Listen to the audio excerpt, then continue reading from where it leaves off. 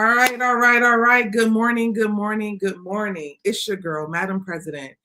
Thank you for being with me this morning. Happy Thursday. It's the Madam President Morning Show. You know, we do this every weekday, Monday through Friday, 9:30 a.m. Eastern Standard Time. I just want to say good morning to you. Sometimes I have great nights of sleep. Sometimes I do not. So today is one of those days that I did not. But I'm glad to be here with you. Before I go any further, let me play my theme song. As you know, I'm an engineer. I do it all.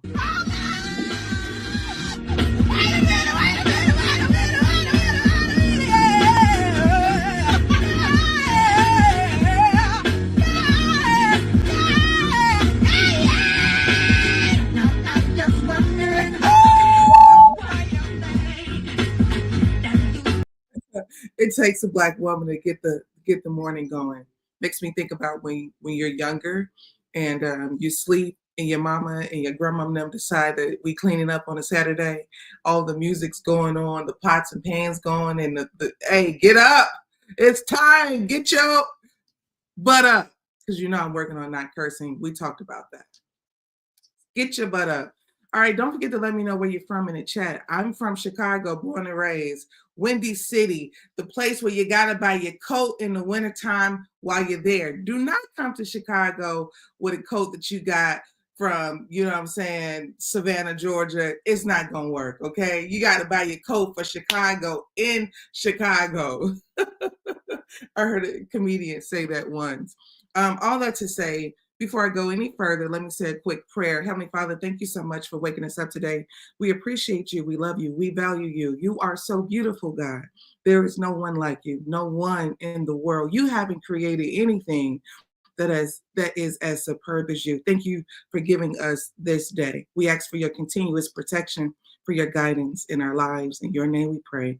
Amen. All right. Can't go any further without prayer. All right. So I got a really short show today. I saw a few things online. Any folks in the building that's a part of Divine Nine? Any deltas in the building? Ooh, if so.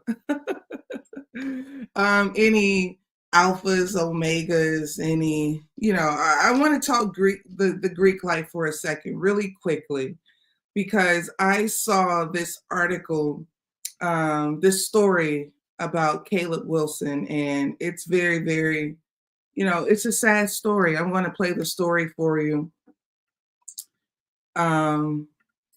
He recently was online. I see an HD Row in the building.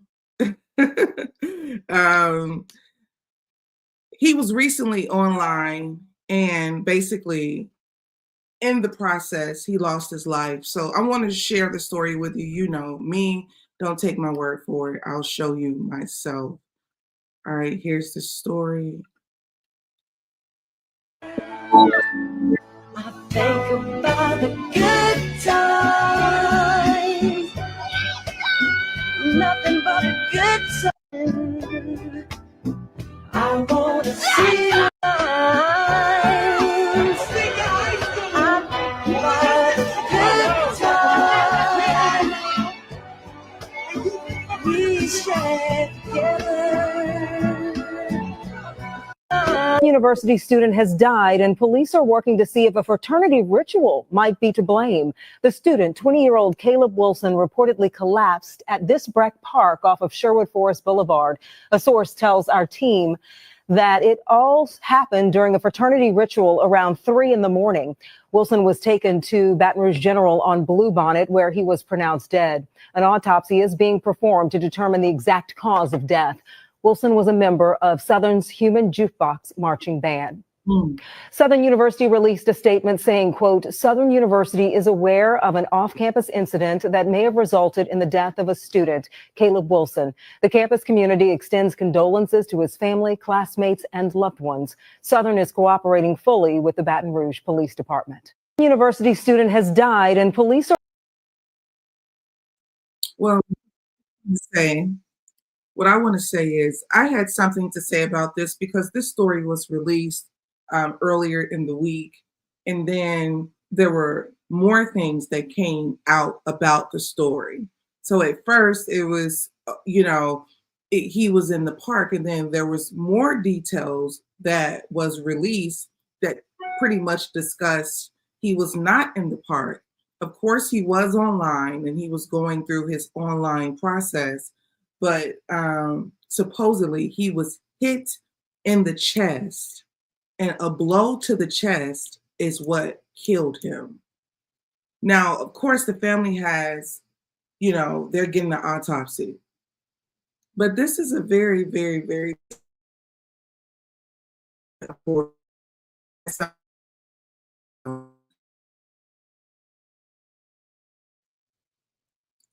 Am I here? I just saw something weird happen with, I think I'm here. I don't know.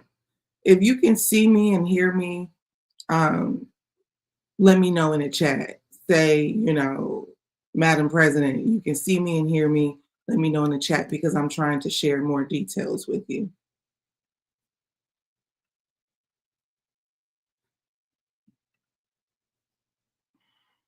Okay, perfect. All right, perfect, perfect. All right, so this is what I had to say about this once this came out.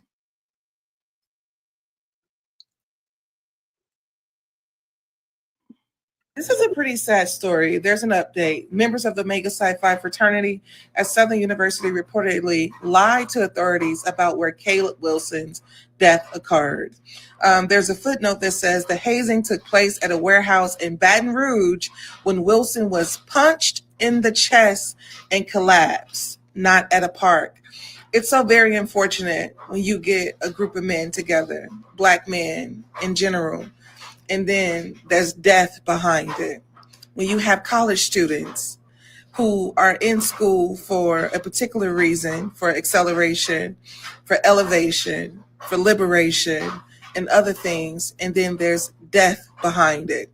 Whoever punched this young man in the chest, your intention has nothing to do with the impact. There are a lot of people in prison today that did not have the intent to kill the person that they killed. So I don't know if charges will be pressed against the person who actually hit him in the chest. Somebody knows who threw the blow that killed him. That probably will come out later because a lot of people will be expelled. A lot of people will, be penalized behind this. I want the brothers of Omega Psi Phi to punch the system of white supremacy. I want you to punch the system of white supremacy. I want you to put a dent in the prison industrial system. I want you to punch, teenage pregnancy, where young men understand sexual behavior and we stop conquering women and understand the responsibility behind sex. If you want to do some knockout shit, I want you to do it in a place where it is helpful and not harmful. So this is concerning.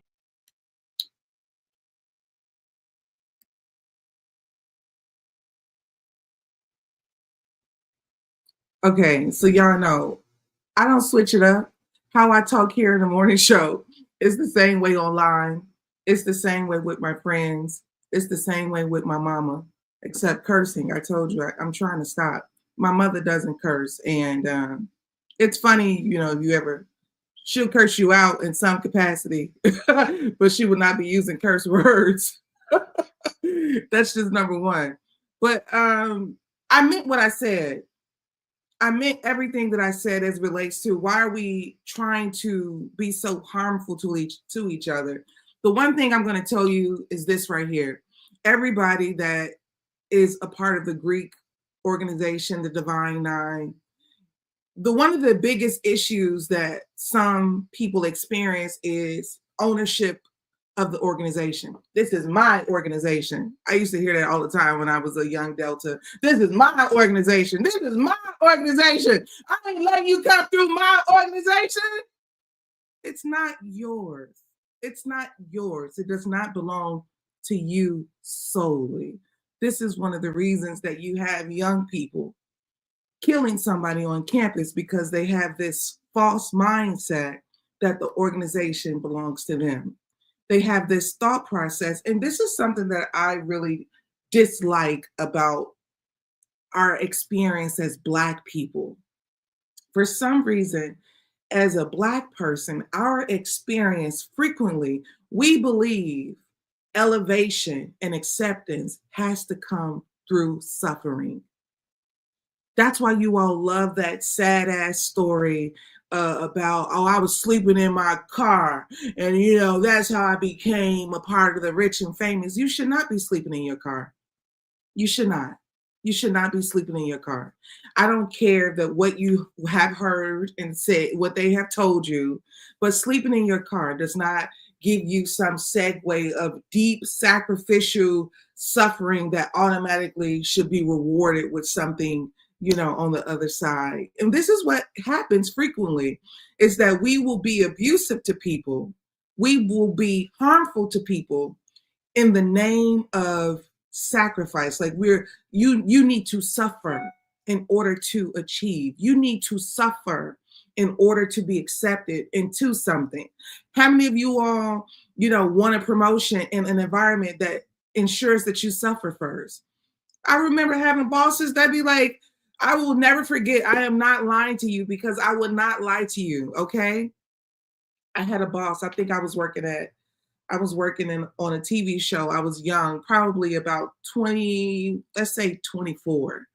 No, you know what? Let's say 27. I was 27, and I had a supervisor who wanted to promote me, but the woman who was above all of us was a Black woman, and the woman who wanted to promote me was a white woman.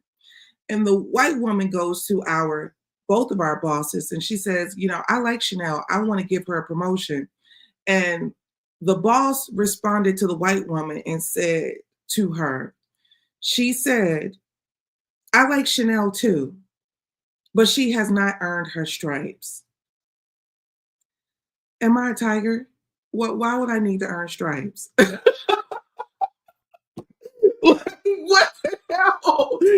I'm laughing about it now, but at that time, I was deeply disappointed. I was deeply heartbroken. This is one of the reasons I have a course. I kind of transitioned it from corporate trauma to, balancing workplace spaces, playing politics at work, different things like that, because this is an emotional side of our existence that people don't really discuss. Other people having to do their part for your acceleration, other people having to see you properly for your acceleration. This is why your relationship with God is so essential, because if you had to rely on man for your esteem, if you had to rely on man for your belief in self, if you had to rely on man for you to get to the next, whatever you're trying to get to, you are consistently going to fail. You're going to consistently be in turmoil. Man is not a reliable source for you and what you want to achieve. Anyways, I'm not trying to take you to church today, but I just really wanted to be honest about that. I don't want any of us, all my Black people that are in positions of power, all of my Black people that are in positions of management, stop making people suffer because you want to, because you believe that they need to have hardship, because you believe maybe they have had it easy. It is not our personal responsibility to be harmful to other people in the name of acceptance, acceleration, etc. I'm not playing with y'all. I'm not being serious. I'm being genuine. I'm being genuine. I'm being serious. My point is, you do not have to go through suffering. And this is one of the reasons I'm not, this is one of the reasons Donald Trump's cabinet looked the way that it is. They coming off yachts like, oh, I'll be the secretary of the congressional state, whatever you want me to be. They coming off the golf course saying, what do you want me to be? Yeah, I'll do it. Because no one is making sure that they suffer first. They don't have to suffer. This is their psychology. Tom can do it. And I'm gonna go deeper. I'll never forget. I work in the industry of Hollywood. I will never forget. This was probably about 8-9 years ago. Me and my friends were working, we're just doing our part. We're working in the production office.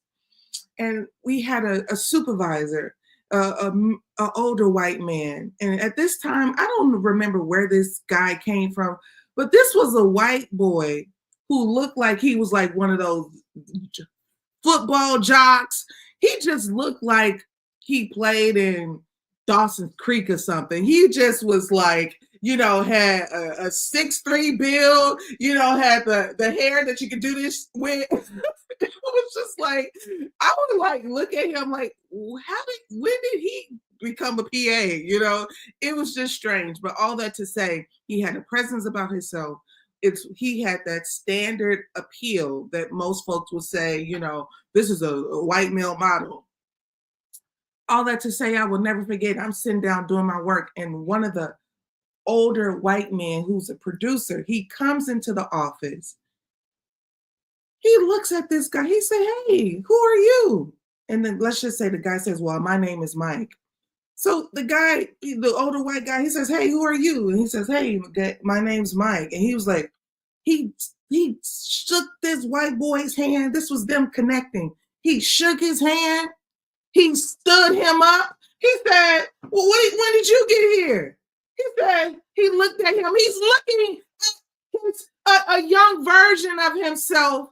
He's in awe with him. He says, "When did you get here?" "Well, what do you want to do in this industry, man?" This was their first encounter.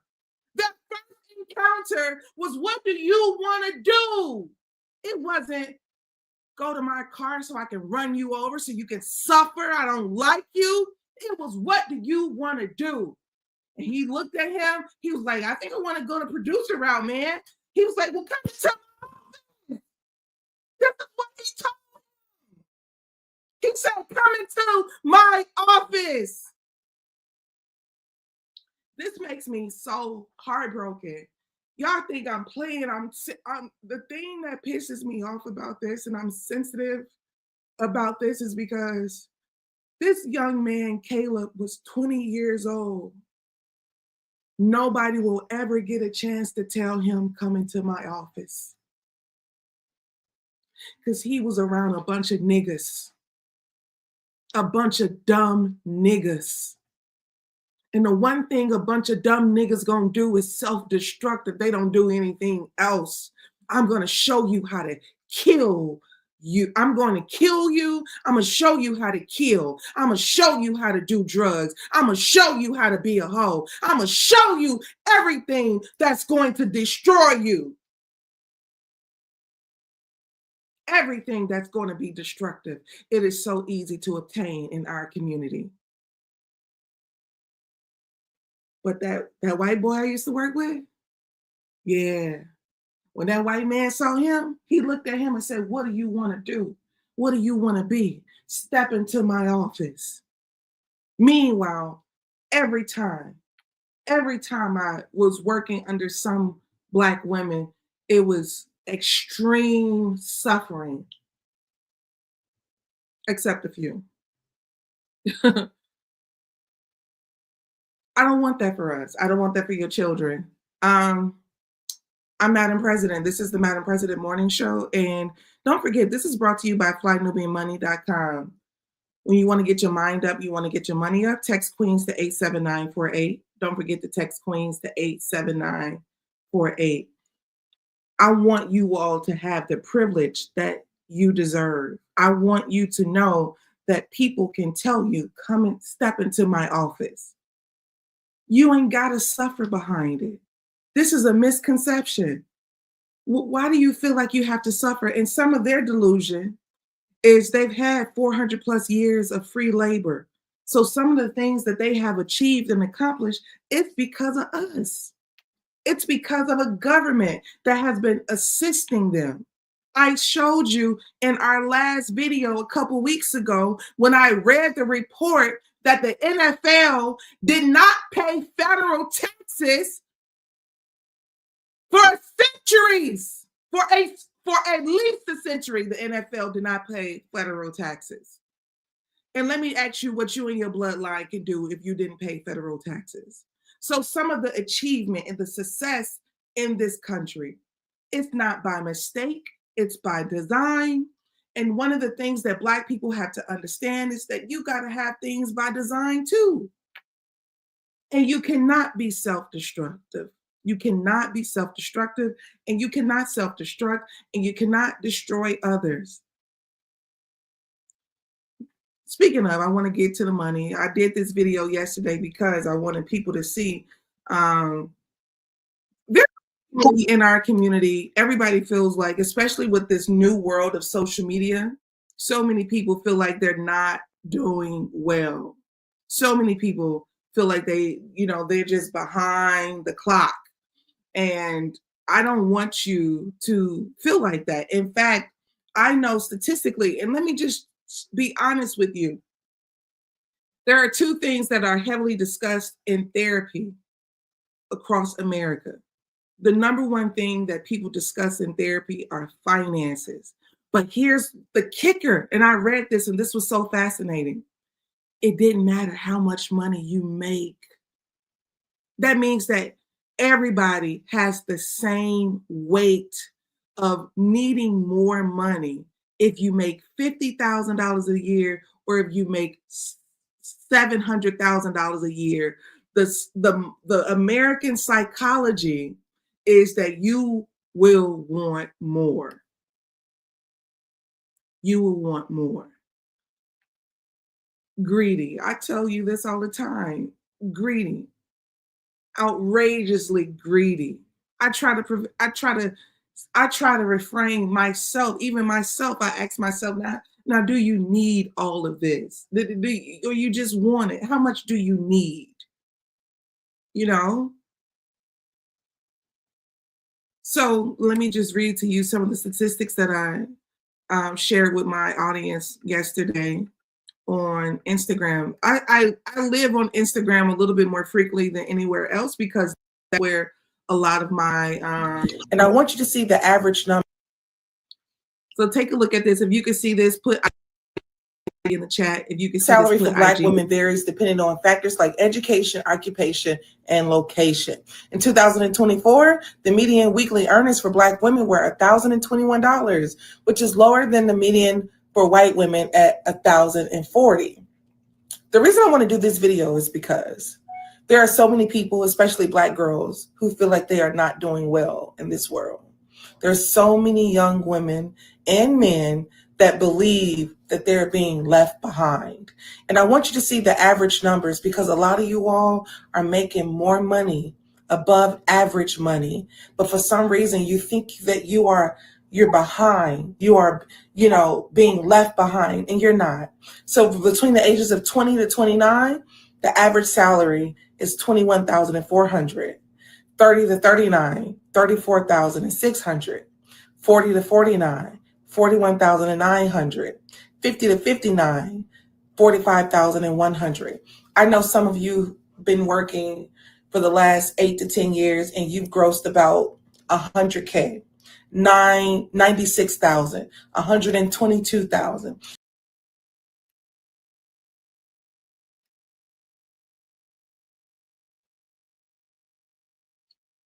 I think I don't know what's happening, guys. Yeah, I think what's happening is social media is making us believe that we're not doing as well as we think we are. And one of the things, like I told you previously, therapy helped me realize I'm complaining in therapy. I'm talking about everything. I'm talking about finances. I'm talking about career. I'm talking about family, right? And my therapist, she says to me, well, let's just, she know what I do, what you make and all of that. And she says, well, allow me a second to show you what the average annual salary is. So she brings up the average annual salary. and this is probably in like the state of Georgia. I don't know what state she used, but she just brings up the average salary. And I'm like, I'm way above average salary. And I'm thinking to myself, what is it that has us in lack of gratitude and appreciation for what we have, whatever it is? Why do we just have this constant desire for more? So that's something that I'm working on. And I hope that you can work on it too. And the reason I put those numbers in there because, even for the men, women somehow, oh, he ain't got no good job. He ain't got to have no good job. He making enough money to take care of everything he needs to take care of. All that dumb stuff that, women be asking for, that's sometimes it's dumb. Expensive purses with no money in the purse. Got to get the money in the purse. That's what's important. I'm not trying to give you a hard time. I'm just saying, even for me, this is how I have to talk to myself. All right, guys, today was a little bit of a light day, I think. What about you? Do you think today was light? I didn't have a bunch of stories that I wanted to go over. I just had a couple stories that I wanted to go over. Don't forget to tune to the Madam President Morning Show. I do this daily, during the weekday, Monday through Friday, 9:30 a.m. Eastern Standard Time. Also, I am the author of Matters of the Heart. If you love stories, if you love poems, if you love just connecting, I think you will enjoy my book, Matters of the Heart. You can find it on Amazon, as well as you can find it on Instagram in my link in bio. And if you want to support Madam President's store, you can go to www.thefreedom.company. This is my store. Everything in this store came from my mind and my heart. All right, I am going to let you all have your Thursday, and I appreciate you spending your time with me, and I'll see you tomorrow. Have a good day.